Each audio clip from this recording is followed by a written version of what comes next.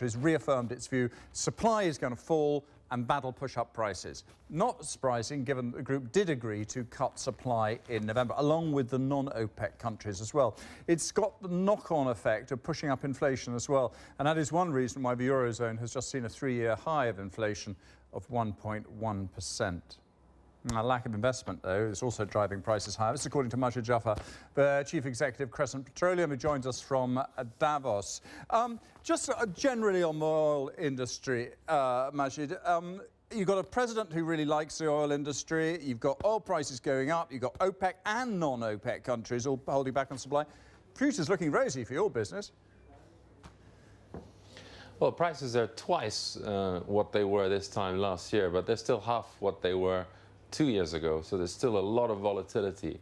The big concern, as you said, is that it's a third year in a row of dangerously low investment in the upstream. And the global risk report that just came out had oil energy price shocks as number 2 after unemployment. So it's way overtaking climate change as the big risk in this area.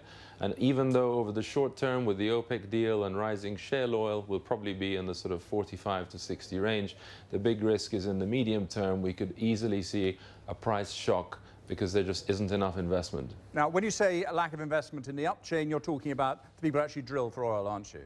Now, if that's so, if you're not... In the upstream, yes, exploration. Yeah. So have we now got to an oil price where people can go out and start drilling again?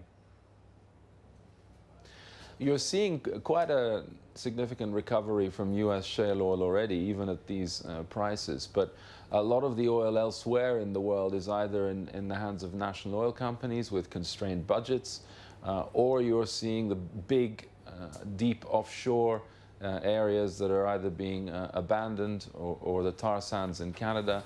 The Middle East, interestingly, where we're focused, this year is providing its highest share of world oil in 40 years, 35% and rising, and that's going to continue to increase. Obviously, in the Middle East, our issues are not the cost of production, but above-ground issues like security and governments that haven't been good at paying their receivables. But there is now a drive for real economic reform in the Middle East. You're seeing it with oil producers like Saudi Arabia, right, but also consumers like Egypt, to try and reform their economies and create more private sector-led investment growth and job creation. OK, one brief question. We haven't got very much time, but just about those shale producers. They seem to be very agile now compared with, say, 5 or 10 years ago. They seem to be able to get into the market very quickly when the price goes up and it becomes more economical for them to produce the stuff. Are they now really controlling the price of oil? In many ways, they are the swing producer, and the industry there is almost more like manufacturing because it's lots of small wells that can be turned on and off.